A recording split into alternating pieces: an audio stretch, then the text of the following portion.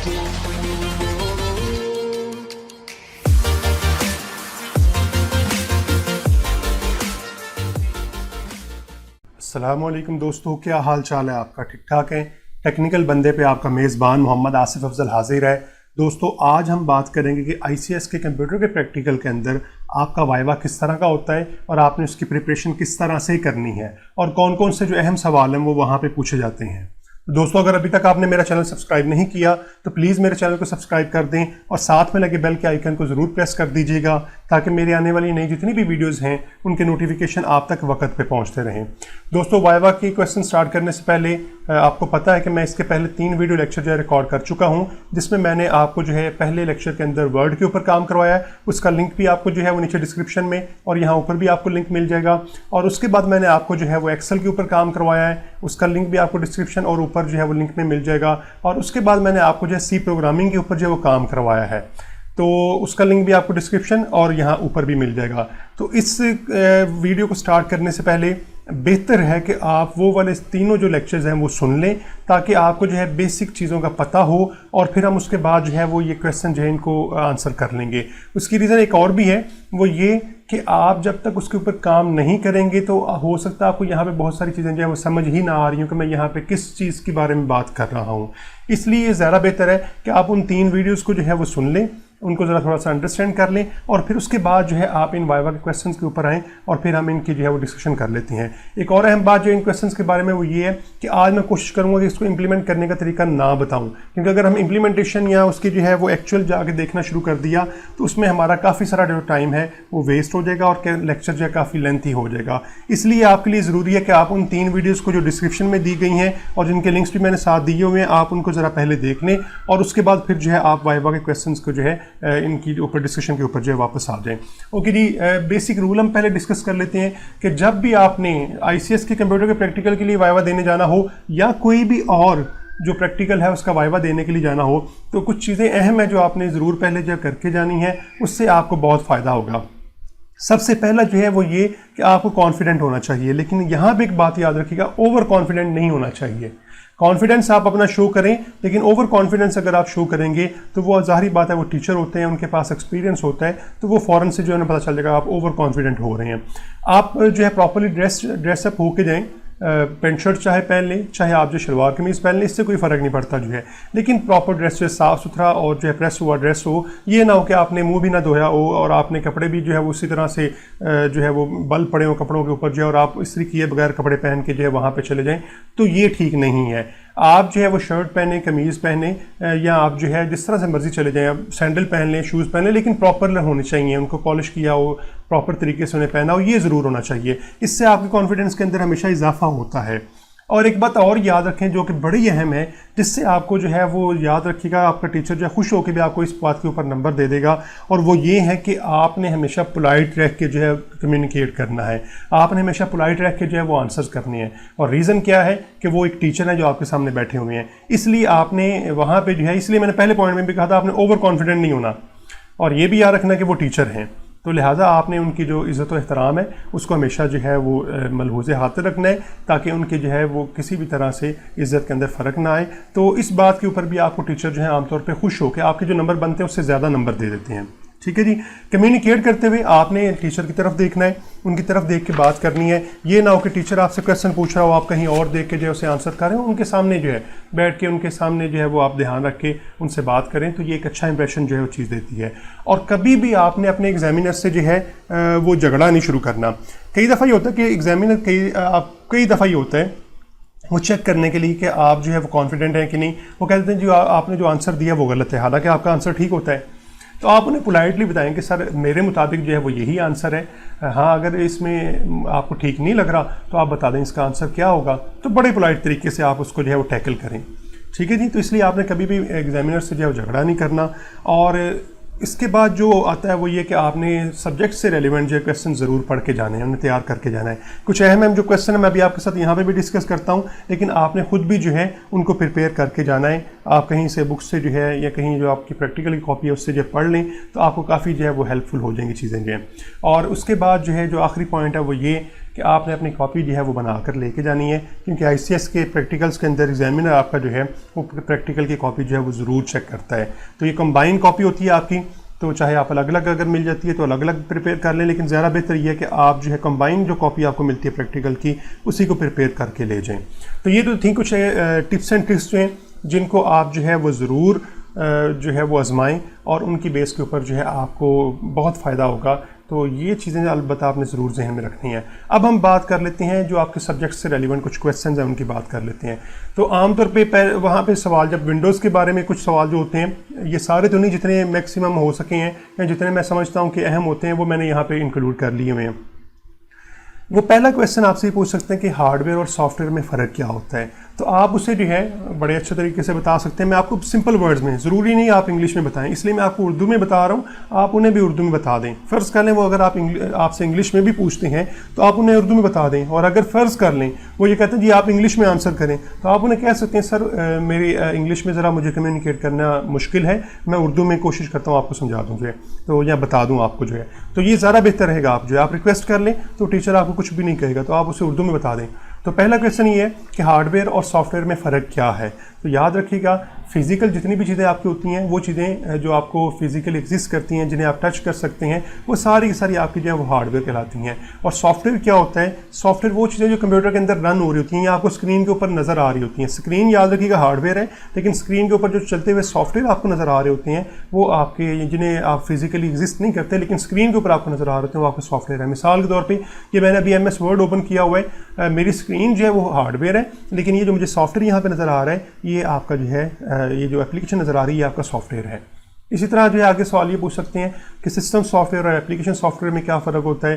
तो याद रखिएगा, वो सॉफ्टवेयर जो आपके कंप्यूटर्स के हार्डवेयर्स को रन करते हैं वो सिस्टम सॉफ्टवेयर कहलाते हैं, यानी जो सिस्टम को रन करते हैं, सिस्टम को चलाने में मदद देते हैं, वो आपके सिस्टम सॉफ्टवेयर कहलाते हैं। और एप्लीकेशन सॉफ्टवेयर इस तरह के होते हैं जो आपकी यूज़र की रिक्वायरमेंट्स को पूरा करते हैं। मिसाल के तौर पर मैंने जमा मनफी करना है तो कैलकुलेटर जो है वो सॉफ्टवेयर एप्लीकेशन है, क्योंकि वो मेरी रिक्वायरमेंट को पूरा कर रहे हैं। तो ये मैंने कुछ क्वेश्चन लिखने थे, तो ये जो मैं सॉफ्टवेयर यूज़ कर रहा हूँ MS वर्ड जो है ये भी आपका एक एप्लीकेशन सॉफ्टवेयर है, लेकिन जो हमारे पास ऑपरेटिंग सिस्टम है, जिस तरह मेरे पास विंडोज़ 10 जो है ये आपका एप्लीकेशन सिस्टम सॉफ्टवेयर है, क्योंकि ये आपके सिस्टम को रन कर रहे हैं। ठीक है जी, आपके जो ड्राइवर्स होते हैं वो आपके सिस्टम सॉफ्टवेयर होते हैं, क्योंकि वो आपके हार्डवेयर्स को रन कर रहे होती हैं। तो ये जो सारे सॉफ्टवेयर हैं जो आपके हार्डवेयर्स को रन करते हैं उनको हम सिस्टम सॉफ्टवेयर कहते हैं, और जो आपकी जो ज़रूरियात को पूरा कर रहे होते हैं उन्हें हम एप्लीकेशन सॉफ्टवेयर कहते हैं। अगला सवाल ये हो सकता है कि ऑपरेटिंग सिस्टम क्या है। तो आप बता सकते हैं ऑपरेटिंग सिस्टम हमारे पास एक ऐसा सिस्टम सॉफ्टवेयर है, यहाँ पे याद रखिए ये सिस्टम सॉफ्टवेयर होता है जो आपके हार्डवेयर्स को रन करने में मदद देता है। अब देखें इसकी डेफिनेशन बहुत वसी है, लेकिन मैं बड़ी शार्ट से डेफिनेशन कर दी इसकी जो है, बल्कि आप इसमें ये भी शामिल कर लें जो आपके हार्डवेयर्स और सॉफ्टवेयर को रन करने में मदद देता है वो आपका ऑपरेटिंग सिस्टम होता है। तो ये इस लिहाज से, जिस तरह हमारे पास ये विंडोज़ 10 है, विंडोज़ 7 है, हमारे पास लाइनक्स है, मैकिन्टॉश के जो है हमारे पास ऑपरेटिंग सिस्टम है, तो ये सारे के सारे जो है वो आपके ऑपरेटिंग सिस्टम है जो आपके मेनली हार्डवेयर्स को रन करते हैं। ना सिर्फ हार्डवेयर्स को रन करते हैं बल्कि उसके ऊपर जितने भी सॉफ्टवेयर आपने इंस्टॉल करने होते हैं उन सबको भी रन करने में आपका ऑपरेटिंग सिस्टम ही आपको हेल्प आउट करता है। इसी तरह जी आगे पूछ सकते हैं जी डेस्कटॉप आपका क्या होता है। ये हमारे पास आगे नेक्स्ट क्वेश्चन है कि डेस्कटॉप जो है हमारा वो क्या होता है। तो याद रखिएगा, जो आपको स्क्रीन नज़र आ रही थी जब आप विंडोज स्टार्ट करते हैं या कोई भी ऑपरेटिंग सिस्टम स्टार्ट करते हैं, तो जो आपको सामने ग्राफिकल स्क्रीन नज़र आती है ना, उसको हम डेस्कटॉप कहते हैं। ठीक है जी। और आइकन क्या होता है? आइकन उसके ऊपर जो छोटी छोटी सी इमेजेस या बड़ी इमेजेस, छोटी भी हो सकती हैं बड़ी भी हो सकती हैं, वो सारी इमेजेस जो हैं जो किसी ना किसी प्रोग्राम या किसी ना किसी जो है फाइल को रिप्रेजेंट कर रही होती हैं और आपको ग्राफिकली नज़र आ रही होती हैं, वो आपका आइकन कहलाएगा। छोटा सा जो एक इमेज होती है उसको हम आइकन कह देते हैं। विंडो हमारे पास क्या होती है? विंडो से मुराद याद रखिएगा, कोई भी जब आप एप्लीकेशन रन करते हैं तो सामने हमारे पास एक जो आ जाती है, ये इस तरह से इंटरफेस आ जाता है, ये विंडो है उसकी। मिसाल के तौर पर मैं फाइल पर क्लिक करता हूँ तो उसके लिए ये विंडो है उसकी, यानी इसी विंडो के अंदर उसका व्यू ये हो जाएगा। ठीक है जी। यहाँ पे आता हूँ वापस जो है तो अब उसका व्यू ये वाला हो जाएगा। तो इस लिहाज से ये हमारे पास विंडो है। कोई और सॉफ्टवेयर रन करता हूँ, लेट्स से एक्सेल को रन करता हूँ, तो एक्सेल की विंडो जो है वो ये वाली हो जाएगी। तो हर एक जो सॉफ्टवेयर होता है आपका एक विंडो के अंदर जो है वो रन हो रहा होता है, तो इसको हम विंडो कह लेते हैं। लेकिन याद रखिएगा, अगर वो कहते हैं विंडो ऑपरेटिंग सिस्टम तो फिर आपने ऑपरेटिंग सिस्टम वाली डेफिनेशन ही करनी है, और अगर सिर्फ कहते हैं एक विंडो क्या होती है तो फिर आपने ये बताना कि ये विंडो एक होती है। फाइल और फोल्डर में क्या फ़र्क है? फाइल हमारे पास जो है कलेक्शन ऑफ डाटा होती है, यानी उसमें डाटा आपका पड़ा होता है। और फोल्डर क्या होता है, ये आपकी एक ऐसी प्लेस होती है जिसमें आप मल्टीपल फाइल जो है वो रख सकते हैं, यानी अरेंज करने के लिए आप जो है वो फोल्डर इस्तेमाल कर लेते हैं। इसकी मिसाल वैसी जैसे फ़र्ज़ करें आपके पास आपने कोई 3-4 पेजेस जो हैं वो कॉपी करवाए हुए हैं किसी नोट्स के जो हैं, तो वो जो एक पेज है वो आपकी फ़ाइल कहला सकता है। और फोल्डर क्या, अगर आप उन सारी फाइल्स को जो है एक फ़ोल्डर के अंदर रख देते हैं, एक फ़ाइल कवर के अंदर रख देते हैं, तो वो आपका फ़ोल्डर बन जाता है। ठीक है जी। इसके बाद हमारे पास फिर बात आ जाती है व्हाट इज़ अ पार्टीशन। जो है पार्टीशन क्या होती है, तो हार्ड डिस्क की जो है जब आप हार्ड डिस्क को डिवाइड करते हैं, याद रखिएगा हार्ड डिस्क एक प्लेट के ऊपर जो है वो पूरी क्या लें कंसिस्ट होती है। तो पार्टीशन क्या होती है कि हम उसके हिस्से जो है फिजिकली नहीं करते, लॉजिकली करते हैं। लॉजिकली करने से मुराद ये है कि हमने उसको जो है वो CDE में जो है वो डिवाइड कर दिया। और जिस तरह यहाँ पे अगर आप देखें मेरे कंप्यूटर के अंदर जो है वो यहाँ पे मैंने इसे जो है वो CDE जो है बनी हुई हैं, ये इसकी पार्टीशंस हैं। यानी हम उन्हें लॉजिकली जो है वो डिवाइड कर देते हैं, जो है अपनी हार्ड डिस्क को जो है उसके पोर्शन बना देते हैं। तो वो जो लॉजिकल पोर्शन होते हैं ना, वो हमारी पार्टीशंस कहलाती हैं। ओके जी। नेक्स्ट जो हमारे पास फिर बात आ जाती है वर्ड की। जो है वर्ड क्या है, सबसे पहली बात वर्ड प्रोसेसिंग जो है वो क्या होती है। तो याद रखिएगा वर्ड प्रोसेसिंग से मुराद ये है कि आप किसी भी सॉफ्टवेयर के अंदर जो आपको ये फैसिलिटी प्रोवाइड कर देता है वो वर्ड प्रोसेसिंग सॉफ्टवेयर कहलाएगा। और वर्ड प्रोसेसिंग सिर्फ ये होगी कि टेक्स्ट लिखना यानी क्रिएट करना, उसे एडिट करना, उसे फॉर्मेट करना। फॉर्मेट करने से मुराद ये उसका साइज़ चेंज कर देना, उसको बोल्ड कर देना, अंडरलाइन कर देना, ये सारी चीज़ें हैं आपकी वर्ड प्रोसेसिंग में आ जाएंगी। तो लिहाजा आप मेन 3 पॉइंट्स के ऊपर फोकस करें वर्ड प्रोसेसिंग की जब भी डेफिनेशन करनी हो। टेक्स्ट क्रिएट करना, उसे एडिट करना और उसे फॉर्मेट करना, ये इसकी मेन प्रॉपर्टीज़ होती हैं वर्ड प्रोसेसिंग की जो है। अब आपको पता है वर्ड के अंदर वैसे तो जो आपके स्पेल चेक भी है तो वो भी वर्ड प्रोसेसिंग के अंदर है, लेकिन बेसिक 3 ये फंक्शन है इसके। आगे जी माइक्रोसॉफ्ट वर्ड क्या है। माइक्रोसॉफ्ट अब वर्ड जो है हमारे पास माइक्रोसॉफ्ट वालों का एक ऐसा सॉफ्टवेयर है जो वर्ड प्रोसेसिंग करता है, यानी ये भी टेक्स्ट क्रिएट करता है, उससे जो है वो एडिट कर सकता है और उसे जो है फॉर्मेट कर सकता है। हमने इसकी सारी डिटेल से बात जो है अपने लेक्चर वर्ड के अंदर जो है वो बात की हुई है। अच्छा, इसके बाद जो हमारे पास different part of word MS word application, ये सब के सेम होते हैं। मैं इसको अपने लेक्चर में भी बता चुका हूँ, एक दफ़ा फिर बता देता हूँ। ये हमारे पास ऊपर जो है वो उसका टाइटल बार है, ठीक है जी, यहाँ पे आपको ये नज़र आ रहा है। ये हमारे पास क्विक एक्सेस टूल बार है, ये मेन्यू बार है, ये उसका जो है वो टूल बार है, ये उसके रूलर्स हैं, इन सब की बात हम कर चुके हैं। ये नीचे हमारे पास जो है यहाँ पे ये उसका स्टेटस बार है, ये हमारे पास स्लाइड्स हैं, साइडों के ऊपर जो है हॉरिजॉन्टल स्लाइड बार है, वर्टिकल स्लाइड बार है हमारे पास जो, सॉरी ये वर्टिकल है और ये हमारे पास हॉरिजॉन्टल है। तो ये सारे इसके पार्ट्स हैं कि आपने वहाँ पे बताने होते हैं। अच्छा, इसके बाद जो हमारे पास है कुछ पूछ सकता है कि आपकी शॉर्टकट कीज़ थोड़ी सी बता दें, या स्पेसिफिकली पूछ सकते हैं कॉपी के लिए कौन सी शॉर्टकट की होती है। तो कुछ बेसिक शॉर्टकट की मैंने बताई भी हुई हैं, फिर बता देता हूँ। कॉपी के लिए Ctrl+C, कट के लिए Ctrl+X, पेस्ट के लिए आप जो है Ctrl+V इस्तेमाल करते हैं। कोई काम ख़राब हो गया उसे ख़त्म करने के लिए Ctrl+Z कर लेते हैं आप जो है। तो ये कुछ चीज़ें हैं, कुछ कीज़ हैं बेसिक जो आपकी इस्तेमाल होती हैं। सारी चीज़ें सेलेक्ट करनी हो Ctrl+A कर लेते हैं, कुछ फाइंड करना हो आपने, फाइंड एंड रिप्लेस करना हो Ctrl+F कर लेते हैं। तो ये हमारे पास कुछ शॉर्टकट कीज़ हैं जिनको आप इस्तेमाल करते हुए ये काम कर लेते हैं। फॉर्मेटिंग क्या होती है, अभी मैंने बताया था, दोबारा बता देता हूँ। यहाँ पे वर्ड प्रोसेसिंग में फॉर्मेटिंग से मुराद ये है कि आप जो टेक्स्ट लिखा हुआ है उसका साइज़ चेंज कर लें, उसका स्टाइल चेंज कर लें, उसको बोल्ड कर लें, अंडरलाइन कर लें, उसका फॉन्ट जो है वो चेंज कर लें एंड सो ऑन। ये सारी चीज़ें जो ये फॉर्मेटिंग कहलाती हैं। आगे जी हमारे पास डिफरेंस क्या है कट और कॉपी के अंदर जो है, ये मैंने अपने लेक्चर के अंदर भी बताया है। अगर आप प्रैक्टिकली देखना चाह रहे हैं तो लेक्चर ज़रा देख लें। यहाँ पे मैं आपको बताता हूँ फ़र्क जो है कि अगर आप टेक्स्ट एक जगह से कॉपी करते हैं और चाहते हैं वहाँ पे भी रहे तो फिर आप कॉपी करते हैं सिर्फ, और अगर आप चाहते हैं यहाँ से ख़त्म हो जाए टेक्स्ट जो है और यहाँ पे ये टेक्स्ट आ जाए तो फिर आप कट कर लेते हैं उसे जो है। फिर बता देता हूँ, जहाँ से आपने टेक्स्ट उठाना है वहाँ पे भी रहे और दूसरी जगह पे भी आ जाए तो फिर आप कॉपी पेस्ट करते हैं, और जहाँ से आपने उठाना है वहाँ पे ना रहे दूसरी जगह पे सिर्फ आ जाए तो फिर आप कट पेस्ट कर लेते हैं। ये फ़र्क है इनके अंदर। अच्छा जी, आगे जब बुलेट्स और नंबरिंग के अंदर फ़र्क क्या होता है, ये देखें, ये मैंने बुलेट्स लगाए हुए हैं साइड के ऊपर जो है, और हमने जो है वो अपने लेक्चर के अंदर जो डिस्कस किया था कि आप नंबरिंग किस तरह से लगा सकते हैं। नंबरिंग के लिए हमारे पास ये ऑप्शन होती है, बजाय यानी कि ये डॉट्स लगने की जगह यहाँ पे 1 2 3 नंबर आ जाएँ तो ये आपकी नंबरिंग होती है। आगे जी पेज लेआउट और मार्जिन में क्या फ़र्क होता है। पेज लेआउट से मुराद ये है कि आपका पेज जो है वो हॉरिजॉन्टली नज़र आना चाहिए, वर्टिकली नज़र आना चाहिए। यानी वर्टिकल जो पेज होता है हमारे पास हम उससे कहते हैं पोर्ट्रेट, और जो आपका हॉरिजॉन्टल होता है हम उसे लैंडस्केप कहते हैं। यानी वो आपका लंबाई रुख होगा जिसे हम पोर्ट्रेट कहते हैं, या चौड़ाई रुख होगा जिसे हम जो है वो लैंडस्केप कहते हैं। तो ये आपका पेज लेआउट होता है। और मार्जिन क्या होते हैं? मार्जिन से मुराद ये है कि आपने पेजेस की साइडों पे जो जगह छोड़ी होती है, जिस तरह फर्ज कर लें यहाँ पे मैंने कुछ जगह छोड़ी हुई है, ये यहाँ पे मैंने ये मार्जिन रखा हुआ है, ये जगह छोड़ी हुई है, यानी आपका टेक्स्ट इसके अंदर अंदर आ रहा है। तो पेज के साइडों के ऊपर जो हमने खाली जगह छोड़ी होती है ना, उसको हम मार्जिन कहते हैं। आगे जी रीडू और अनडू क्या होता है? रीडू से मुराद ये है, पहले ज़रा अनडू की बात कर लेते हैं, जिसकी मैंने अभी शॉर्टकट की आपको बताई थी, कंट्रोल Z जो है। आपने काम किया, फ़र्ज़ कर लें मैंने इसे जो है वो बोल्ड कर दिया और मैं इसे जो है वो कंट्रोल Z करता हूँ, तो ये अनडू हो गया। और अगर इसे दोबारा वापस लेके आना है तो कंट्रोल Y करता हूँ, तो ये रीडू हो गया। ठीक है जी। तो यही फ़र्क है आपका अनडू और रीडू के अंदर। जो एक काम आपने कर लिया उसको ख़त्म करना हो तो आप अनडू करते हैं, और जो ख़त्म किया काम उसे तो वापस लेके आना हो तो फिर आप रीडू कर देते हैं। ग्रामर चेक और स्पेल चेक जो है और स्पेल चेक से क्या मुराद है? तो ये आपने F7 शॉर्टकट की है, उसकी मदद से आप जो है स्पेल चेक और ग्रामर चेक कर सकते हैं, और आपको सजेशन देता है। प्रैक्टिकल के लिए आप वीडियो देख सकते हैं।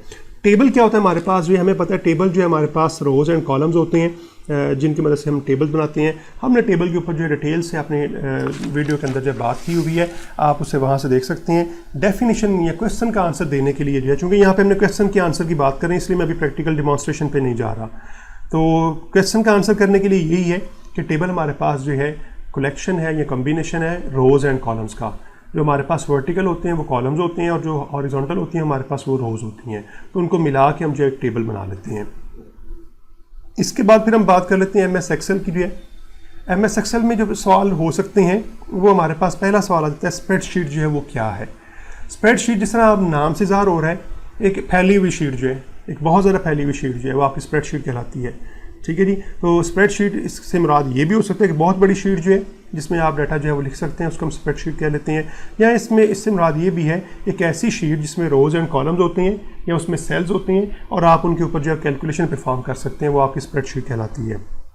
तो माइक्रोसॉफ्ट एक्सेल क्या है? ये हमारे पास एक ऐसा सॉफ्टवेयर है, ये स्प्रेडशीट सॉफ्टवेयर है जो स्प्रेडशीट को जो है डील करता है। यानी एक ऐसी शीट इसमें होती है जिसमें रोज़ एंड कॉलम या सेल्स होते हैं, आप उसमें डाटा लिख सकते हैं और उसको प्रोसेसिंग कर सकते हैं। प्रोसेसिंग से मुराद आप उसमें जमा मनफी ज़रूरत तकसीम जो है ये सारा कुछ कर सकते हैं उसके अंदर जो है। तो ये हमारा माइक्रोसॉफ्ट एक्सेल जो है वो सॉफ्टवेयर है जो ये काम करता है। ओके जी। डिफरेंट पार्ट्स हैं एक्सेल के, वो उसी तरह से जिस तरह मैंने अभी वर्ड के बताए थे। टाइटल बार है, क्विक एक्सेस टूल बार है, मेन्यू बार है, ये हमारे पास टूल बार है। ठीक है जी। और नीचे हमारे पास स्टेटस बार है, इस तरह हमारे पास ये स्लाइड बार्स हैं। तो ये सारी चीज़ें जो है वो आपकी एप्लीकेशन की जो है वो पार्ट्स आ जाएंगे। शॉर्टकट कीज़ जो हैं वो यही जो मैंने अभी कुछ बताई हैं, यही आपकी एक्सेल के अंदर भी यूज़ होती हैं, तो आप इनको जो है वहाँ पे भी बता सकते हैं। यहाँ पे जो असल में चीज़ आती है वो ये आती है कि आपका जो है वो सेल क्या है और आप उसे आइडेंटिफाई किस तरह से करते हैं। प्रैक्टिकल की वीडियो के अंदर मैंने सारा कुछ बताया हुआ है, यहाँ पे फिर बता देता हूँ सेल है क्या। सेल आपका जो है कि रोज़ एंड कॉलम्स का जो क्रॉस सेक्शनल एरिया होता है उसे हम सेल कहते हैं। ठीक है जी। और हम इसे आइडेंटिफाई किस तरह से करते हैं, मैंने आपको बताया था कि हमारे पास एक्सेल के अंदर जो है जिस तरह मैंने यहाँ बताया था कि हमारे पास ये ऊपर जो है वो कॉलम्स के नेम होते हैं ABC के नाम से, और रोज़ के जो नंबर होते हैं हमारे पास। और अगर आपने किसी भी सेल को आइडेंटिफाई करना हो तो यहाँ पे उसका जो है वो एड्रेस आपको नज़र आ रहा होता है। तो हम क्या करते हैं, पहले कॉलम का नाम लिखते हैं और फिर रो का नंबर लिख लेते हैं। तो हम इस तरह से सेल को आइडेंटिफाई कर लेते हैं, यानी सेल के एड्रेस से जो है हम सेल को आइडेंटिफाई कर लेते हैं। तो ये आइडेंटिफाई करने का तरीक़ाकार है कि आप उसका जो है वो एड्रेस लिखें, और एड्रेस लिखने का तरीकाकार क्या है कि आपने पहले कॉलम का नाम लिखना है और फिर आपने जो है उसका रो का नंबर लिखना है, तो वो उसका एड्रेस बन जाएगा। तो अब हमें समझ आ गई सेल क्या है। रोज़ एंड कॉलम्स का क्रॉस सेक्शनल एरिया जो है वो सेल कहलाता है। और हम इसे आइडेंटिफाई किस तरह करते हैं, आइडेंटिफाई हम इसे जो है वो पहले कॉलम के नेम से जो है जो कि हमारे पास ABC में होता है, और फिर रो के नंबर से जो है। तो इन दोनों को इकट्ठा करके जब हम लिखते हैं तो हमारा सेल जो आइडेंटिफाई हो जाता है और उसका एड्रेस हमें फाइंड हो जाता है। आगे जी हमारे पास रो एंड कॉलम में फ़र्क क्या है, ये अभी मैंने बता चुका हूँ आपको, वैसे फिर बता देता हूँ। रोज़ हमारे पास जो है वो वर्टिकल होती हैं, और जो कॉलम्स हमारे पास होते हैं वर्टिकल होती हैं, और जो रोज़ हमारे पास होती हैं वो हॉरिजॉन्टल होती हैं। तो जो हमारे पास कॉलम्स हैं उनके जो नेम होते हैं वो ABC के नाम से होते हैं और काफ़ी सारे होते हैं, और जो हमारे पास रोज़ हैं उनके नंबर्स होते हैं। और अगला सवाल ये हो सकता है कि कितनी रोज़ और कितनी कॉलम्स हैं, ये मैं आपको वीडियोज़ में दिखा भी चुका हूँ। दोबारा यहाँ बता देता हूँ, 10,48,576 जो है हमारे पास रोज़ होती हैं, और उसकी शॉर्टकट की है कि कंट्रोल डाउन एरो करें तो आपको आखिरी रो पे वो ले जाएगा। इस तरह अगर आपने आखिरी कॉलम देखना हो तो वो हमारे पास ज़ाहिर बात है उसका जो वहाँ पे एड्रेस लिखा होगा वो XDF लिखा होगा। ठीक है जी। यानी कि वो आपको अल्फ़ाबेट्स में सारे एड्रेस लिखे होते हैं। लेकिन अगर आप उसके नंबर तादाद मालूम करना चाहें तो वो 16,384 हमारे पास जो है वो कॉलम्स की तादाद है। यहाँ पे याद रखिएगा आप ये बताने के साथ साथ उन्हें ये भी ज़रूर बता दीजिएगा कि सर पुराने वर्जन्स के अंदर जो है इनकी तादाद कम ज़्यादा थी, अब जो है वो ये है 2016 के अंदर जो है। आगे जी, what is the difference between worksheet and workbook जो है, वर्कशीट और वर्कबुक में क्या फ़र्क होता है? ये बिल्कुल वही जो फाइल और फोल्डर में फ़र्क है कि एक फ़ोल्डर में ज़्यादा फाइल हो सकती हैं। तो वर्कशीट एक सिंगल शीट होती है और वर्कबुक क्या होती है जिसमें मल्टीपल शीट्स मिला के हम रखते हैं, तो वो हमारी वर्कबुक बन जाएगी। आपको पता है कि हम एक्सेल की एक जो है वर्कबुक के अंदर मल्टीपल शीट बना सकते हैं। जिस तरह मैंने आपको बताया भी था कि हम फ़र्ज़ कर लें हमारे पास वर्कबुक है, तो हम यहाँ पे ये देखें नीचे जो है वर्कशीट ज़्यादा जो है वो ऐड कर सकते हैं इस तरह से जो है। तो ये अकेली जो है वो एक वर्कशीट है और ये जो पूरी फाइल है आपकी, ये आपकी वर्कबुक कहलाती है। तो ये फ़र्क है आपका वर्कशीट और वर्कबुक के अंदर जो है। इसी तरह यहाँ पर भी अनडू और रीडू का फ़र्क जो है वही है बिल्कुल। आगे हमारे पास एक्टिव सेल आ जाता है। एक्टिव सेल से मुराद ये है एक्टिव और पैसिव सेल जो है, जिस सेल को हमने सेलेक्ट किया हुआ है ना, ये एक्टिव सेल है। और होगा क्या एक्टिव सेल के साथ कि जब भी आप लिखना शुरू करेंगे तो उस सेल के अंदर लिखना शुरू कर देगा, किसी और सेल के अंदर नहीं लिखेगा। तो ये एक्टिव सेल से मुराद, यानी एक्टिव सेल जो आपने सेल सेलेक्ट किया हुआ वो एक्टिव सेल कहलाता है। यहाँ आप ये कह लें कि जहाँ से आप लिखना स्टार्ट कर सकते हैं वो हमेशा पहले आपको सेल एक्टिव करना पड़ेगा, सेलेक्ट करना पड़ेगा और फिर आप उसके अंदर लिख सकते हैं। उसके बाद ही how we write a formula in excel जो है, याद रखिएगा फार्मूला लिखने का कभी भी जो है किसी भी तरह से आपने कोई सा भी फार्मूला लिखना हो तो हमेशा वो आपका जो है वो इक्वल साइन से स्टार्ट होगा। तो आप यहाँ पे आंसर कर सकते हैं कि फार्मूला लिखने का तरीकाकार ये है कि हम सबसे पहले इक्वल लिखेंगे और उसके बाद फार्मूला लिखेंगे और उसके बाद हम सेल को बता देंगे किन किन सेल के ऊपर हमने फार्मूला लगाना है। इसकी सारी डिटेल हमने जो वीडियो में डिस्कस की हुई है। फंक्शन क्या है हमारे पास एक्सेल में, याद रखिएगा एक्सेल में फंक्शन से मुराद ये है, तो अभी हमने सी लैंग्वेज में फंक्शन की बात करनी है तो वहाँ पे ज़रा डिफरेंट है और यहाँ पे ज़रा डिफरेंट है। यहाँ पे फंक्शन से मुराद ये है कि जो पहले से उन्होंने कुछ फंक्शन बना के दे दिए हैं, मिसाल के तौर पे सम का फंक्शन बना के दिया हुआ है, एवरेज का फंक्शन बना के दिया हुआ है, उसके बाद जो है वो मैक्स का फंक्शन बना के दिया हुआ है, मिन का फंक्शन बना के दिया हुआ है। ये सारे आपके फंक्शंस हैं क्योंकि ये उन्होंने पहले से बना के दे दिए हुए हैं। तो जो एक्सेल ने पहले से बना के दे दिए हुए हैं फार्मूलाज या फंक्शन जो हैं, जो हमारे पास कैलकुलेशन के लिए जो कुछ इस तरह के फार्मूला एग्जिस्ट करते हैं हम उन्हें फंक्शन कह देते हैं। ठीक है जी, ये हमारे पास एक्सेल का जो है वो सारा काम हो गया। अब हम इसके बाद जो है सी लैंग्वेज के ऊपर जो है वो बात करते हैं। मैंने बहुत ज़्यादा क्वेश्चन इंक्लूड नहीं किए हुए, लेकिन अगर आप ये क्वेश्चन जो है देख लें तो काफ़ी हद तक जो है वो आपका वाइवा बेहतर हो जाएगा। अब हम सी लैंग्वेज की बात करते हैं। इसके ऊपर हमारा थोड़ा टाइम ज़्यादा लगेगा, इसलिए मैंने ज़रा पहले वालों को जो है ज़रा स्पीड से कवर किया है। चूँकि सी का जो है वो पार्ट काफ़ी ज़्यादा होता है और याद रखिएगा आपके ज़्यादातर वाइवा क्वेश्चन जो है वो सी में से होते हैं, इसलिए मैंने सी में क्वेश्चन ज़्यादा शामिल किए हुए हैं और मैं इसके ऊपर जो डिस्कशन भी ज़्यादा करूँगा आपके साथ जो। तो सबसे पहला क्वेश्चन जो है वो ये आ जाता है कि प्रोग्रामिंग जो है वो प्रोग्रामिंग लैंग्वेज जो है वो क्या है। तो याद रखिएगा प्रोग्रामिंग लैंग्वेज हमारे पास जो है एक सेट ऑफ इंस्ट्रक्शन है, कुछ इंस्ट्रक्शंस हैं, ठीक है जी, जिनको हम मिला के जो है उसका नाम कुछ रख देते हैं, तो हम उसको कह देते हैं कि वो हमारे पास प्रोग्रामिंग लैंग्वेज है। इंस्ट्रक्शन किसके लिए होती हैं ये भी याद रख लें, कंप्यूटर्स के लिए इंस्ट्रक्शन होती हैं, यानी वो जो सेट ऑफ इंस्ट्रक्शन हमने बनाया होता है ना वो कंप्यूटर के लिए होता है। मिसाल मैं आपको देता हूँ, मिसाल के लिए देखें हमारे लिए भी कुछ इंस्ट्रक्शन है। मैं कहता हूँ आपको जी आप वर्ड ओपन करें, ये मैं आपको इंस्ट्रक्शन दे रहा हूँ। आप पानी पी लें, ये मैं आपको इंस्ट्रक्शन दे रहा हूँ।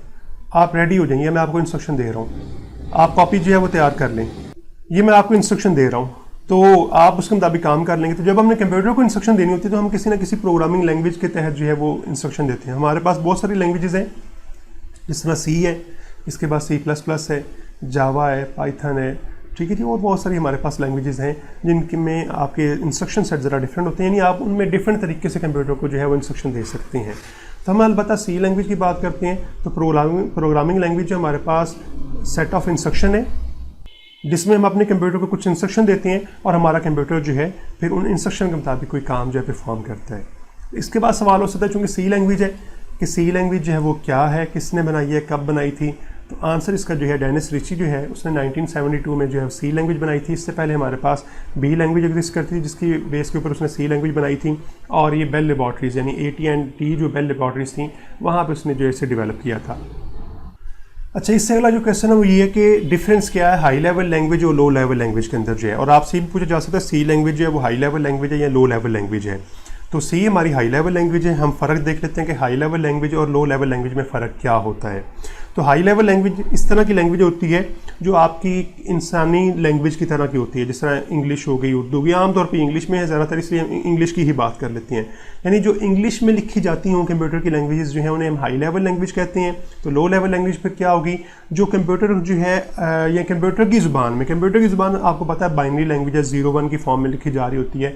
तो जो लैंग्वेज आपकी उसके करीब होती है, कंप्यूटर की ज़ुबान के करीब होती है, 0-1 या नंबर्स या सिंबल्स की फॉर्म में लिखी जा रही होती है, इसे हम लो लेवल लैंग्वेज कहते हैं। और जो ह्यूमन लैंग्वेज के करीब होती है यानी इंग्लिश टाइप में लिखी जा रही होती है, उसको फिर हम हाई लेवल लैंग्वेज कह देते हैं।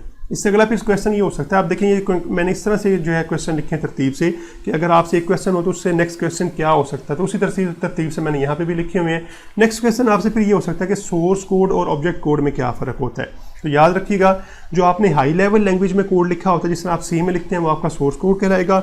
और जब हम उसे कन्वर्ट कर देंगे कंप्यूटर की लैंग्वेज के अंदर जो है, यानी 0-1 की फॉर्म में या लो लेवल लैंग्वेज के अंदर कन्वर्ट कर देंगे, तो वो हमारा फिर ऑब्जेक्ट कोड कहलाएगा। बात समझ आ गई होगी आपको जी। हाई लेवल लैंग्वेज में जो प्रोग्राम होता है वो आपका सोर्स कोड कहलाता है, और जो लो लेवल लैंग्वेज में आपका प्रोग्राम या कोड होता है वो आपका ऑब्जेक्ट कोड कहलाता है। आगे जी फिर बात आ जाती है लैंग्वेज प्रोसेसर या ट्रांसलेटर क्या होते हैं। एक ऐसा प्रोग्राम जो आपके हाई लेवल लैंग्वेज को लो लेवल लैंग्वेज में कन्वर्ट करता है, यानी आपकी इंग्लिश लैंग्वेज को, जो हमने सी में इंग्लिश लिखी थी, जिसमें हमने अभी अपने प्रैक्टिकल में सारा लिख के देखा है, प्रिंट लिखा है, स्कैन लिखा है, तो वो जो सारी इंग्लिश में लिखी होती है उसको क्या करता है, वो आपके कंप्यूटर की लैंग्वेज में कन्वर्ट कर देता है। उसको हम कहते हैं वो हमारा लैंग्वेज प्रोसेसर है या ट्रांसलेटर है। तो वैसे भी आपको पता ट्रांसलेटर यही काम करता है, एक लैंग्वेज से दूसरी लैंग्वेज में जो है वो ट्रांसलेट कर देता है। लेकिन यहाँ पे याद रखिएगा, जब हम लैंग्वेज प्रोसेसर या ट्रांसलेटर की बात करते हैं तो वहाँ पे याद रखिएगा वो क्या करता है, वो आपकी हाई लेवल लैंग्वेज को जो है वो लो लेवल लैंग्वेज में कन्वर्ट कर देता है। और अगर एक आप प्रोग्राम लो लेवल लैंग्वेज में लिखते हैं तो ज़ाहिर बात है वो तो है ही कंप्यूटर की ज़ुबान, तो फिर आपको जो है वो लैंग्वेज प्रोसेसर इस्तेमाल करने की ज़रूरत नहीं रहती, आपको ट्रांसलेटर इस्तेमाल करने की ज़रूरत नहीं रहती है। मिसाल के तौर पे मैं एक जो है फ़र्ज़ कर लें किसी इंग्लिश मैन से मिलता हूँ और मैं इंग्लिश में ही बात स्टार्ट कर लेता हूँ उससे जो है। अब देखें मुझे दरम्यान में ट्रांसलेटर इस्तेमाल करने की ज़रूरत नहीं है।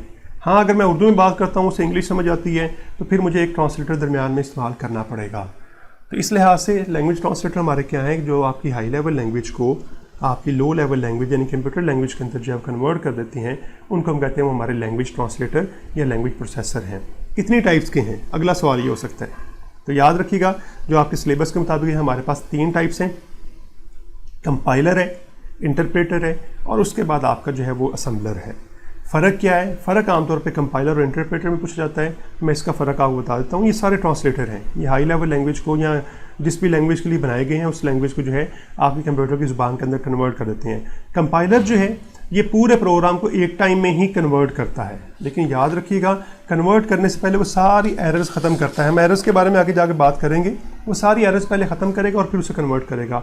और अगर एरर्स आपके कंप्यूटर प्रोग्राम में हैं तो वो कंपाइलर क्या करेगा, वो सारी एरर्स जो है वो आपको शो करवा देगा।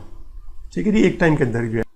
जो आपका ट्रांसलेटर है, इंटरप्रेटर जो ट्रांसलेटर है आपका, वो अगर आपकी एक लाइन में एरर आ गई है तो वो उससे अगली लाइन को ट्रांसलेट नहीं करेगा जब तक आप उस लाइन की जो है वो एरर ख़त्म नहीं कर देंगे। तो इससे फिर हमें ये बात समझ आ गई, कंपाइलर और इंटरप्रेटर में ये फ़र्क है दोनों ट्रांसलेटर, दोनों हाई लेवल लैंग्वेज को लो लेवल लैंग्वेज में कन्वर्ट करते हैं। फ़र्क ये है, कंपाइलर अगर आपने 10 लाइन लिखी है तो 10 की 10 लाइन इकट्ठी कन्वर्ट कर देगा, और इंटरप्रेटर क्या करता है, ये आपकी लाइन बाय लाइन करता है। और कंपाइलर का दूसरा फ़र्क मैं आपको बता देता हूँ कि ये क्या करता है, ये 10 लाइन में जहाँ जहाँ एरर्स हैं वो आपको इकट्ठी शो करवा देगा। ठीक है जी, ट्रांसलेट करने से पहले इकट्ठी शो करवा देता है, जिसे हम कंपाइल करना कहते हैं। जो आपका इंटरप्रेटर होता है ये इकट्ठी शो नहीं करवाता, ये जिस लाइन में एरर है उस तक ही रुक जाएगा, और जब तक आप उस एरर को ठीक नहीं करेंगे वो अगली लाइन में नहीं जाएगा। इस लिहाज से आपका जो है वो ये लैंग्वेज ट्रांसलेटर जो इनमें फ़र्क है। और असेंबलर जो है ये स्पेसिफिकली डिज़ाइन किया गया हुआ है आपकी असेंबली लैंग्वेज को जो है ट्रांसलेट करने के लिए आपकी लो लेवल लैंग्वेज के अंदर यानी कंप्यूटर लैंग्वेज के अंदर जो है। तो ये हमारे पास जो थे वो लैंग्वेज प्रोसेसर और उनकी आगे टाइप्स आ गई थी हमारे पास जो 3 टाइप्स हमारे पास वो हो गई। इसके बाद अगला जो क्वेश्चन जो बहुत ज़्यादा पूछा जाता है सी लैंग्वेज के अंदर जो है वो प्री प्रोसेसर डायरेक्टिव्स हैं आपके लिए, कि प्री प्रोसेसर डायरेक्टिव्स जो हैं वो क्या हैं। तो याद रखिएगा, आपकी जो प्री प्रोसेसर डायरेक्टिव्स होती हैं ये कुछ इस तरह की इंस्ट्रक्शन होती हैं जो प्रोग्राम को एग्जीक्यूट और लिखी भी प्रोग्राम के शुरू में जाती हैं। ये भी याद रखिएगा, ये आपके प्रोग्राम के शुरू में लिखी जाती हैं, और इनका काम क्या होता है, प्रोग्राम को रन होने से पहले जो है कुछ चीज़ें जो बतानी होती हैं वो हम प्री प्रोसेसर डायरेक्टिव की मदद से बताते हैं। ठीक है जी, प्री प्रोसेसर डायरेक्टिव की अब 2 टाइप्स हैं हमारे पास, ये भी याद रखिएगा, ये भी पूछा जा सकता है अगला सवाल है कौन सी 2 टाइप्स हैं या कौन सी टाइप्स हैं। तो 2 टाइप्स हमारे पास इंक्लूड की और डिफाइन की जो है। और इनका काम क्या होता है, इंक्लूड की जो प्री प्रोसेसर डायरेक्टिव है ये आपकी हेडर फाइल्स को इंक्लूड करने के लिए हम इस्तेमाल करते हैं, और ये लिखी हमेशा प्रोग्राम के शुरू में जाती हैं। और दूसरी हमारे पास जो डिफ़ाइन है ये आपके कुछ जो है हम कह लेते हैं कि कांस्टेंट डिफ़ाइन करने के लिए, कुछ वेरिएबल डिफ़ाइन करने के लिए ये हम इसे इस्तेमाल करते हैं। तो यह कांस्टेंट डिफ़ाइन करने के लिए हम इसे इस्तेमाल करते हैं। तो ये दो आपकी प्री प्रोसेसर डायरेक्टिव्स हैं जो हम सी लैंग्वेज के अंदर इस्तेमाल करते हैं, लिखी भी शुरू में जाती हैं और इनका काम भी प्रोग्राम एग्जीक्यूशन से पहले होता है, ये याद रखना है इनका जो है, और इनके नाम भी याद रखने हैं और इनके काम भी याद रखने हैं। अगला सवाल फिर हो सकता है कि हेडर फाइल्स क्या है। तो हेडर फाइल्स हमारे पास पहले से बनाई गई हुई फाइल्स हैं। जिस तरह अगर आपको याद हो मैंने वर्ड में कहा था फंक्शन, ऐसे फंक्शन जो पहले से बना के रखे हुए हैं एक्सेल के अंदर जो है या वर्ड के अंदर जो है, हम उनको कहते हैं वो हमारे फंक्शंस हैं। हम एक्सेल में वैसे हमने बात की थी तो वो हमारे फंक्शंस हैं, और जो हम खुद लिखते हैं या बाद में हम खुद से डिफ़ाइन कर लेते हैं हम उन्हें फार्मूलाज कह लेते हैं। तो इस लिहाज से याद रखिएगा जो पहले से बनी पड़ी हुई आपकी फाइल्स होती हैं वो आपकी जो है वो आपकी हेडर फाइल्स कहलाती हैं। अब ये पहले से बनी हुई फाइल होती हैं, उनमें हमने क्या लिख के रखा होता है, उनमें वो फंक्शन हमने लिख के रखे होते हैं जो हम इस्तेमाल करते हैं अपने प्रोग्राम के अंदर। मिसाल के तौर पर जिस तरह हमने अपने प्रैक्टिकल के अंदर जो है हमने प्रिंट एफ और स्कैन एफ फंक्शन जो है वो इस्तेमाल किया था। तो याद रखिएगा कि जो आप दोनों फंक्शन आपके ये आपके इस वाली हेडर फाइल के अंदर पहले से बने पड़े हुए हैं और हम उनको जो है वो इस्तेमाल कर लेते हैं। इसी तरह हमने जो है वो दो फंक्शन और भी इस्तेमाल किए थे आपके जो है क्लियर स्क्रीन जो है, और ये जो आपका फंक्शन था गेट सी एच जो है, तो ये भी आपकी नहीं हेडर फाइल्स के अंदर जो है पहले से बने पड़े हुए हैं। तो क्या हुआ हेडर फाइल्स हमारे पास, हेडर फाइल्स हमारे पास ऐसी फाइल्स हैं जो सी बनाने वालों ने बना के रखी हुई हैं और उनमें लिखा क्या हुआ है, उनमें कुछ पहले से बने हुए फंक्शन पड़े हुए हैं और उन फंक्शन का हम करते क्या हैं, हम उन फंक्शंस को अपने प्रोग्राम के अंदर जो है इस्तेमाल करते हैं। देखिए आपने कोई नया फंक्शन बनाना तो आपको सारा पहले लिखना पड़ेगा, और अगर आपने पहले से बना हुआ फंक्शन इस्तेमाल करना तो आपको पहले उस हेडर फाइल को जो अपने प्रोग्राम में इंक्लूड करना पड़ेगा। तो इंक्लूड के जो हमारे पास प्री प्रोसेसर डायरेक्टिव है वो हम इसलिए इस्तेमाल करते हैं कि हम इसकी मदद से जो है अपने प्रोग्राम में हेडर फाइल जो है उनको इंक्लूड कर लेते हैं। ओके जी, फंक्शन हमारे पास क्या होता है, फंक्शन हमारे पास सेट ऑफ इंस्ट्रक्शन होती हैं जिसमें आप किसी मतलब ऐड का एक फंक्शन हम बनाते हैं, उसमें हम क्या करेंगे दो वेरिएबल्स लेंगे और उनको हम ऐड कर देंगे। तो ये कुछ इंस्ट्रक्शंस हैं जो एक स्पेसिफिक काम करती हैं, हम उसको फंक्शन कह देते हैं। यानी सेट ऑफ इंस्ट्रक्शन होती है हमारे पास जो एक ख़ास काम करती है, परफॉर्म करती है, हम उसको फंक्शन कह देते हैं। जिस तरह मैंने वहाँ पे आपको एक्सेल में मिसाल दी थी कि हमारे पास सम का फंक्शन है, हमारे पास सब्ट्रैक्शन का फंक्शन है, एवरेज का फंक्शन है, मैक्स का फंक्शन है। तो इस तरह की यहाँ पे भी फंक्शन हैं और आप पहले से जो बने पड़े हुए हैं वो आपकी हेडर फाइल्स में होते हैं और जो आप बनाते हैं वो अपने प्रोग्राम में आप लिख लेते हैं। अच्छा, उसके बाद फिर बारी आती है वॉइड क्या होता है। ये हम जब भी मेन फंक्शन लिखते हैं, जिस तरह मैंने आपको अपने प्रैक्टिकल में बताया था वीडियो में कि आप हमेशा मेन से पहले वॉइड लिखेंगे। तो याद रखिएगा वॉइड हमारे पास जो है इसका मतलब होता है कुछ भी नहीं, और होती क्या है, असल में रिटर्न टाइप होती है फंक्शन की। यानी मेन फंक्शन की रिटर्न टाइप जो होती है हम उसे वॉइड लिखते हैं। अगर आपका मेन फंक्शन आपको कुछ रिटर्न कर रहा हो, वैल्यू कुछ आपको दे रहा हो, तो फिर आप उसकी जो है वो रिटर्न टाइप वॉइड नहीं लिखेंगे, बल्कि फिर आप जो वो आपको रिटर्न कर रहा होगा वही लिखेंगे। मिसाल के तौर पे वो आपको नंबर रिटर्न कर रहा है तो आप उसकी फिर इंट रिटर्न टाइप लिख देंगे। और आमतौर पे हमारे जो फंक्शन होते हैं वो हमें रिटर्न नहीं कर रहे थे, मेन फंक्शन खास करके जो है, इसलिए फिर हम उसकी रिटर्न टाइप जो है वो वॉइड लिख देते हैं यहाँ पर जो है।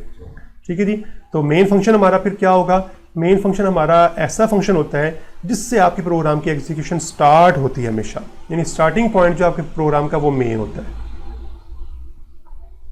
तो ये याद रखना आपने कि मेन आपका जो है जब आपका प्रोग्राम एग्जीक्यूट होता है तो आपकी स्टार्टिंग जो एग्जीक्यूशन है वो मेन से होती है। इसीलिए हम जितने भी अपनी इंस्ट्रक्शंस होती हैं ना वो मेन के अंदर ही लिखते हैं, और अगर हमने कोई मेन से बाहर फंक्शन लिखा भी हुआ है तो उसको हम कॉल मेन के अंदर कर लेते हैं ताकि वो फिर यहीं से जो है वो आपकी एग्जीक्यूशन स्टार्ट होनी होती है।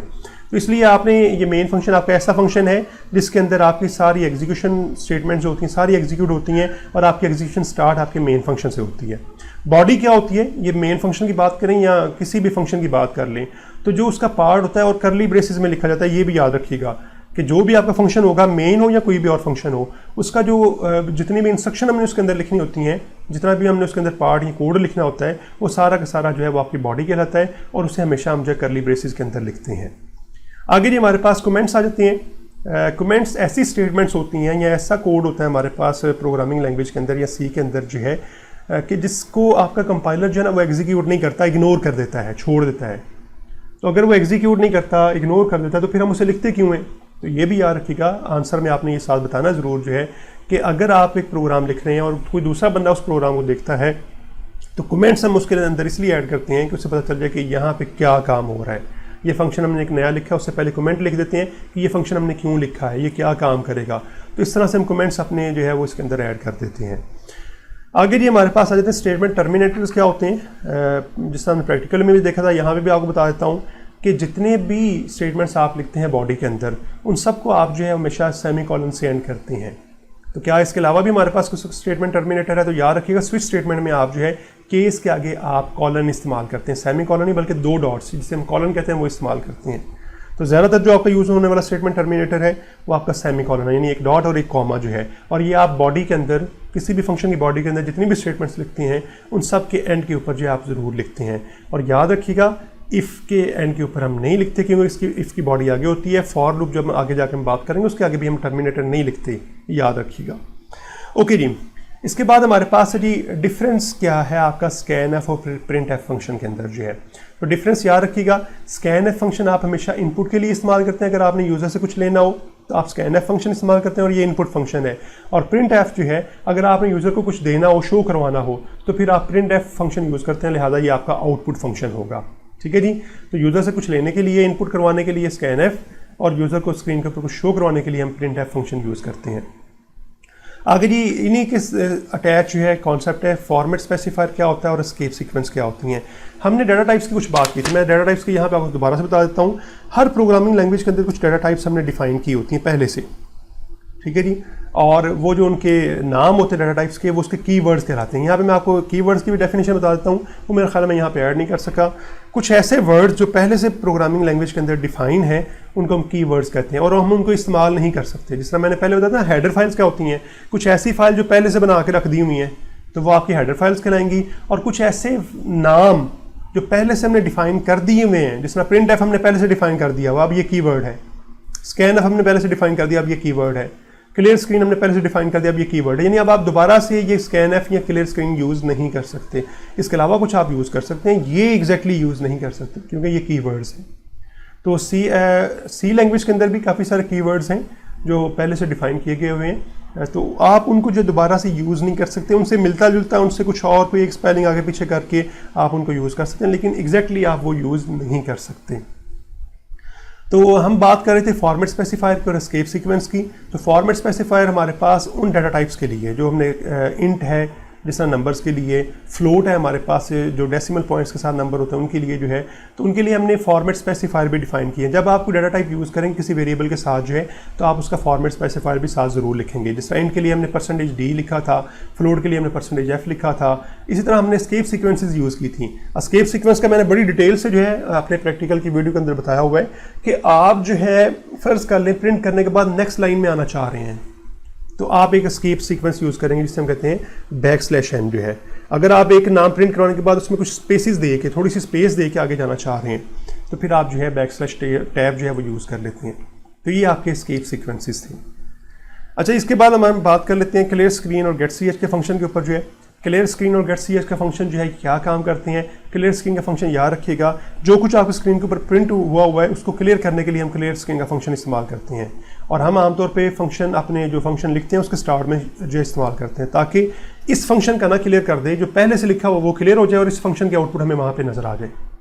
और गेट ch का फंक्शन जो है, इसका इस्तेमाल भी मैंने आपको वीडियो में बताया हुआ है, फिर बता देता हूँ कि ये असल में आपका इनपुट फंक्शन है स्कैन एफ की तरह जो है। और ये हम इसे इस्तेमाल किस लिए करते हैं, इसे हम इस्तेमाल इसलिए करते हैं कि जो आपका प्रोग्राम जहाँ पे एंड जाके हो, एंड पे इस्तेमाल करते हैं हमेशा प्रोग्राम के जो है, तो आपका इस आउटपुट जो नज़र आती रहे और जब तक आप कोई की प्रेस ना करें तो आपकी आउटपुट वहाँ से ख़त्म ना हो। यानी वो ब्लैक स्क्रीन के ऊपर जो आपको आउटपुट नज़र आ रहे थे वो वहाँ से ख़त्म ना हो, तो उसके लिए फिर हम गेट ch का फंक्शन जो एंड पे इस्तेमाल कर लेते हैं। तो जब तक हम कोई की प्रेस नहीं करते, कोई सी भी की आप प्रेस कर दें, तब तक आपकी वो ब्लैक स्क्रीन जो है वो ख़त्म नहीं होगी, यानी आप अपने कोड के ऊपर वापस नहीं आएंगे। तो इसलिए हम गेट ch का फंक्शन जो है इस्तेमाल कर सकते हैं।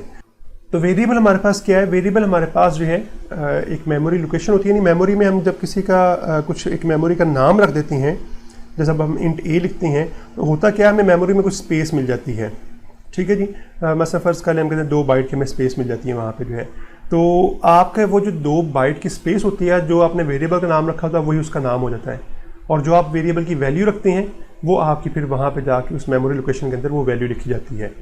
ठीक है जी, तो वेरिएबल क्या है, हमारे पास मेमोरी लोकेशन है और वेरिएबल का जो हमने नाम रखा होता है वही उस मेमोरी लोकेशन का नाम होता है, और वेरिएबल की जो हम वैल्यू रखते हैं वही उस मेमोरी के अंदर जाके वैल्यू पड़ी होती है। तो वेरिएबल एक्चुअली आपका फिर जो है एक मेमोरी लोकेशन है और फिक्स होती है।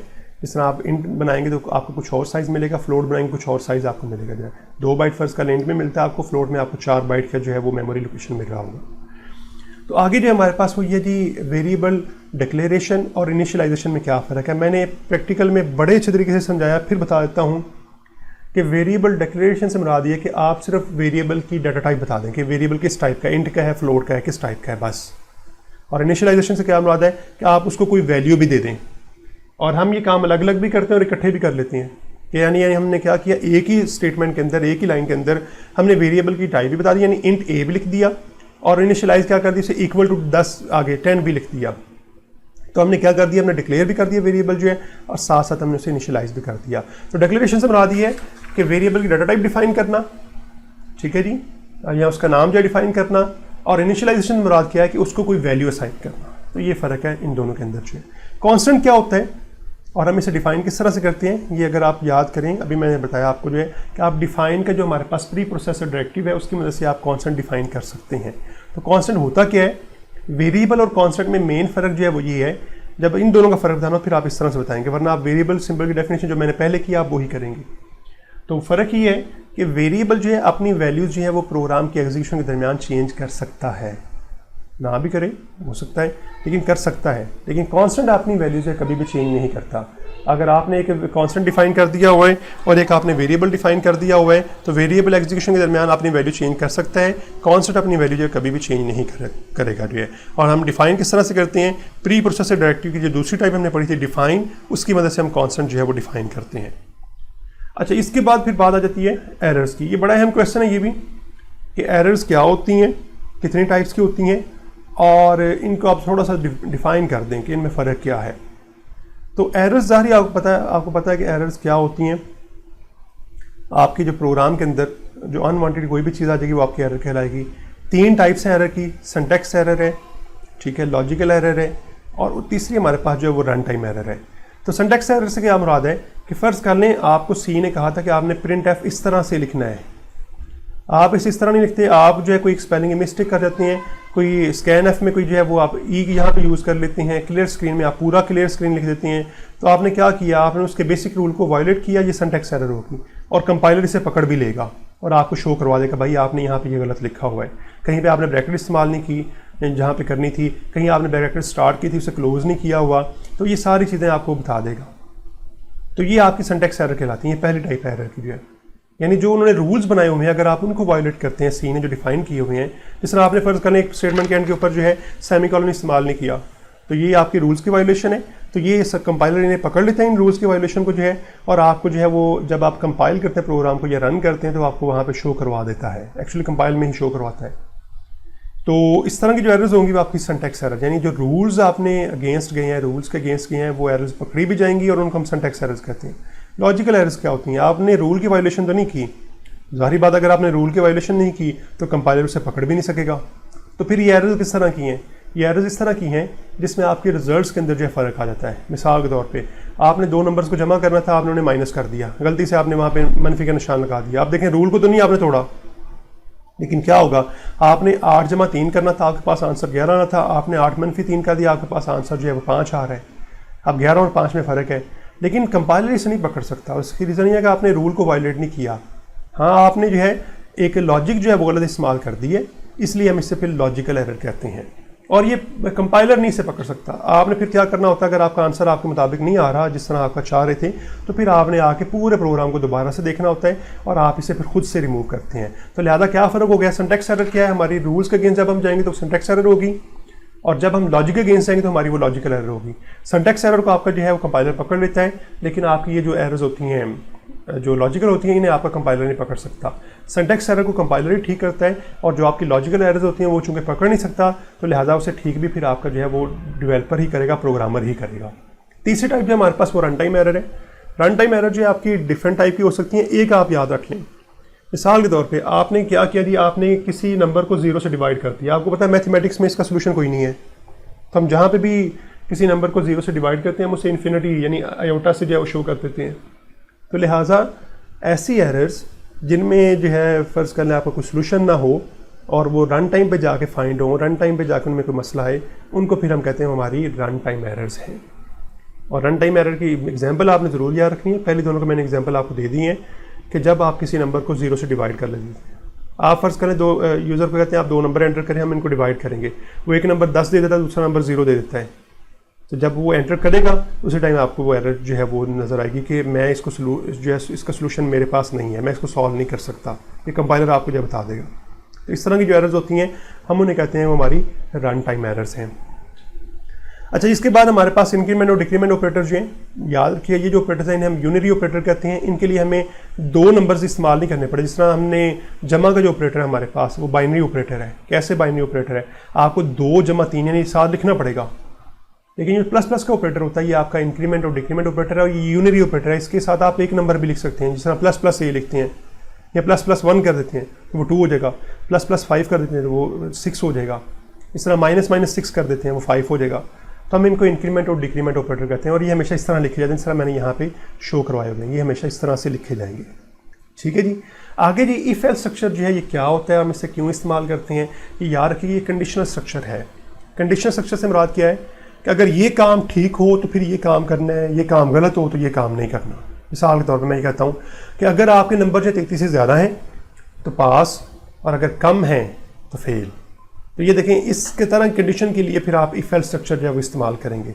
आप लिखेंगे if marks is greater than 33 then pass जो है, और एल्स के अंदर आप फिर क्या लिख देंगे कि आप लिख देंगे वहाँ पे फेल। तो इस तरह की कंडीशन के लिए फिर हम जो है कंडीशनल स्ट्रक्चर ही हम इसे कहते हैं, जो कंडीशन की बेस के ऊपर जो है काम कर रहा होता है। कंडीशन ट्रू होगी तो एक पार्ट चलेगा, कंडीशन फॉल्स होगी तो दूसरा पार्ट चलेगा। तो इस तरह जो स्ट्रक्चर होता है हम उसे इफ एल्स स्ट्रक्चर भी कहते हैं और कंडीशनल स्ट्रक्चर भी कहते हैं। अच्छा, इसके बाद जो है बात कर लेते हैं लूप की। जो है लूप के हमारे पास क्या होती हैं। तो अगर आपने एक ही काम बार बार करवाना हो तो फिर आप लूप का इस्तेमाल करते हैं। मिसाल के तौर पर मैं कहता हूँ जी मेरा नाम 10 दफ़ा लिखा जाए। हमने इसकी बड़ी डिटेल से बात की है अपने वीडियो लेक्चर के अंदर जो है।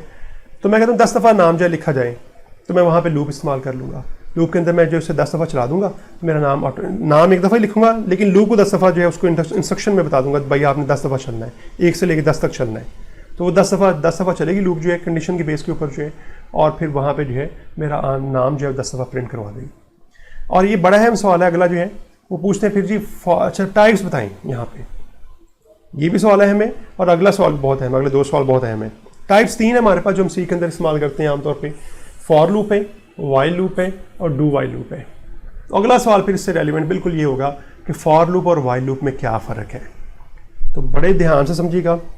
अगर आपको पता हो कि आपने लूप कितनी दफ़ा चलानी है, लेट्स से मैं कहता हूँ 10 दफ़ा चलानी है, 15 दफ़ा चलानी है, 5000 दफ़ा चलानी है, तो फॉर लूप आप इस्तेमाल करेंगे क्योंकि इसमें आप बताते हैं कहाँ से स्टार्ट हो और कहाँ पे जाके एंड हो। लेकिन फ़र्ज़ कर लें वाइल लूप जो है उसमें क्या होता है कि आपने बताना है कि भाई जब तक 0 एंटर ना हो तब तक वो लूप चलती रहे। अब यहाँ पे क्या है कि आपने कोई कंडीशन नहीं दी। अब हो सकता है लूप 7 दफ़ा चल जाए, जब तक आपका यूज़र जो है वो 0 एंटर नहीं करता, वो हो सकता है वो 1000 दफ़ा ना एंटर करे तो 1000 दफ़ा लूप चलती रहेगी। तो अब यहाँ पे कंडीशन देखें क्या है कि जब तक 0 ना आए। ये कंडीशन आप फॉर में नहीं लगा सकते, ये हमेशा आप वाइल में इस्तेमाल करते हैं।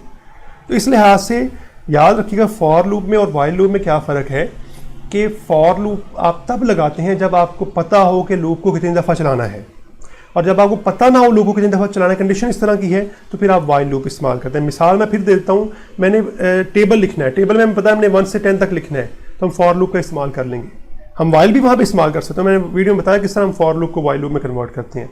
लेकिन अगर आपके पास इस तरह की कंडीशन आ जाए कि जब तक आपको यूज़र माइनस वैल्यू एंटर नहीं करता लूप चलती रहे, जब तक वो नंबर लिखता है 50 लिखता है, 25 लिखता है, 15 लिखता है, 10 लिखता है, 7 लिखता है, 9 लिखता है, तो आपकी लूप एंड नहीं हुई, वो प्रिंट करवाती जाएगी।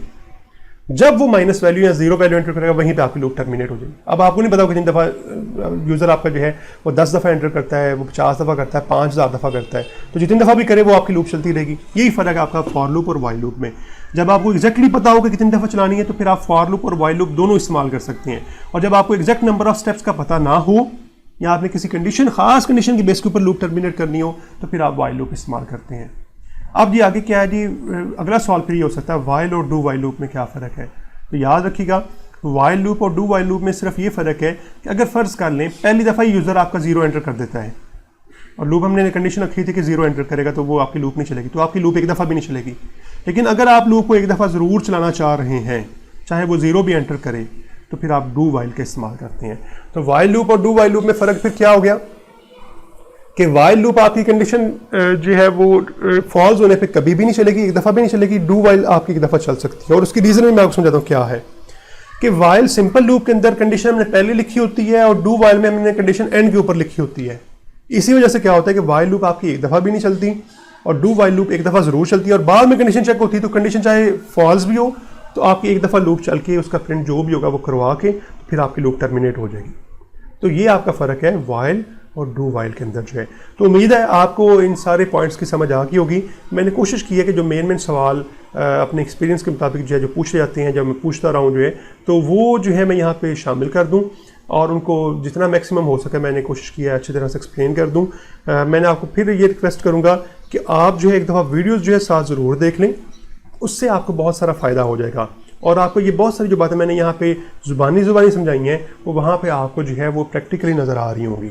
तो पहले वीडियोस देख लें, फिर आप जो है, और उसके बाद आप आके इन क्वेश्चन को अगर आप आके देखेंगे तो फिर आपको ये क्वेश्चन बड़े ही आसान लगेंगे जो है, और बड़े ही अच्छे तरीके से आपकी जो है वो अंडरस्टैंडिंग डेवलप हो जाएगी। तो ये जो हमारी प्रैक्टिकल की हमने ICS कंप्यूटर प्रैक्टिकल की जो सीरीज़ स्टार्ट की थी, आज इसका चौथा लेक्चर था, और आज के लेक्चर के बाद हमारी ये सीरीज़ जो है वो एंड होती है। दुआओं में याद रखिएगा।